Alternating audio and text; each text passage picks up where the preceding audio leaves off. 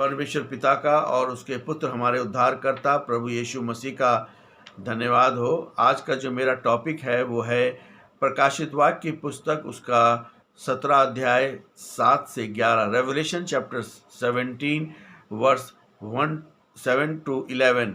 और ये प्रकाशित वाक्य की श्रृंखला का वीडियो नंबर 87 है। और यहाँ पे परमेश्वर का वचन में इस प्रकार से लिखा हुआ है, तब उस स्वर्गदूत ने मुझसे कहा, तू क्यों चकित होता है? मैं तुझे उस स्त्री और उस पशु का जिस पर वो सवार है, जिसके 7 सिर और 10 सींग हैं, रहस्य बताऊंगा। जिस पशु को तूने देखा वह था तो, परंतु अब नहीं है। वे अतः कुंड में अपने विनाश के लिए निकलने वाला है। पर पृथ्वी के निवासी, जिसके नाम जगत की उत्पत्ति से जीवन की पुस्तक में नहीं लिखे गए हैं, उस पशु को जो था अब नहीं है, वे आने वाला है, देखकर अचंभा करेंगे। बुद्धि की बात तो ये है कि वे 7 सिर 7 पर्वत हैं जिन पर वह स्त्री बैठी है, और वे 7 राजा भी हैं जिनमें से 5 का पतन हो चुका है। एक अभी है और दूसरा अब तक नहीं आया। अब तक वह, जब वह आएगा तो वह कुछ समय तक उसका रहना आवश्यक है। जो पशु पहले था अब नहीं है, वे स्वयं 8वां है और उन 7 में से एक है जिसका विनाश निश्चित है।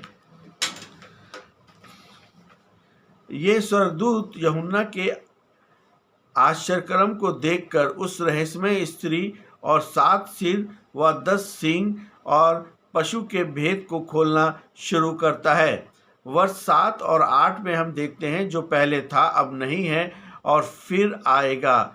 द बीस्ट मिस्ट्री, ये शैतान द्वारा यीशु मसीह के पुनरुत्थान की एक झूठी नकल है। जैसा यीशु मसीह जो था और जो है और जो आने वाला है, प्रकाशित वाक्य 1:8, वैसे ही ये पशु मसीह विरोधी साम्राज्य एक बार खत्म होकर दोबारा जीवित होने का नाटक करेगा। ये दुनिया को अचंभे में डाल देगा ताकि लोग परमेश्वर को छोड़कर उसकी पूजा करने लगे। ऐतिहासिक अर्थ ये है कि इतिहास में बड़े बड़े क्रूर साम्राज्य आए और ढह गए, जैसे रोमन साम्राज्य, लेकिन अंत के दिनों में वही पुरानी मसीह विरोधी व्यवस्था एक वैश्विक संगठन या महाशक्ति के रूप में दोबारा उभर करके सामने आएगी।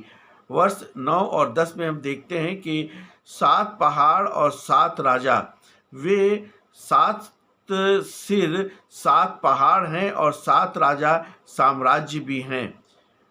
बाइबल की भविष्यवाणी में राजा अक्सर पूरे साम्राज्य को दर्शाता है, जैसे कि दानियल 7 में। जब यूहन्ना ये दर्शन देख रहा था, तब लगभग 95 AD तक स्वर्गदूत ने कहा कि 5 तो हो चुके हैं और एक अभी है और एक अब तक आया नहीं। मिस्र में हो चुके पार्ट मतलब कि पास्ट में इसने इसराइलियों को गुलाम बनाया। अशूर हो चुके पास्ट में उन्होंने उत्तर इस्राएल के राज्य को नष्ट किया। बड़ा बाबुल हो चुके हैं पास्ट में, और इन्होंने यरूशलेम और पहले मंदिर को तोड़ा। मेदो और फारस हो चुके हैं, दानियल के समय साम्राज्य को दर्शाता है। यूनान, ग्रीस हो चुके हैं, सिकंदर महान का साम्राज्य जिसने यहूदियों को प्रताड़ित किया। रोम का एम्पायर जो था एक अभी है, प्रेजेंट। यूहन्ना के समय में यही साम्राज्य पूरी दुनिया पर राज्य कर रहा था और इसी ने मसीहों पर अत्याचार किया। भविष्य का साम्राज्य अब तक नहीं आया है। ये अंत के दिनों का एक अल्पकालिक वैश्विक साम्राज्य होगा, द ग्लोबल सिस्टम। वर्ष 11 में हम देखते हैं कि 8वां राजा कौन है। ये मसीह विरोधी एंटी क्राइस्ट के खुद के प्रकटीकरण को दर्शाता है। संतों से उत्पन्न होकर, इसका मतलब ये है कि जो 8वां राज्य होगा वह कोई नया विचार या संस्कृति नहीं होगी।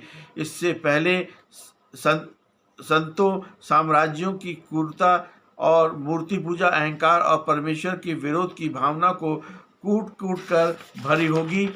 और 8वां राजा 7वें साम्राज्य के भीतर से ही एक व्यक्ति उठकर खड़ा होगा जो पूरी दुनिया की राजनीतिक और आत्मिक सत्ता को अपने हाथ में ले लेगा और वे साक्षात शैतान की शक्ति के काम में आएगा। यहाँ विश्वासियों के लिए एक सांत्वना है, चाहे ये 8वां राजा कितना भी शक्तिशाली क्यों ना हो, उसका अंत तय है।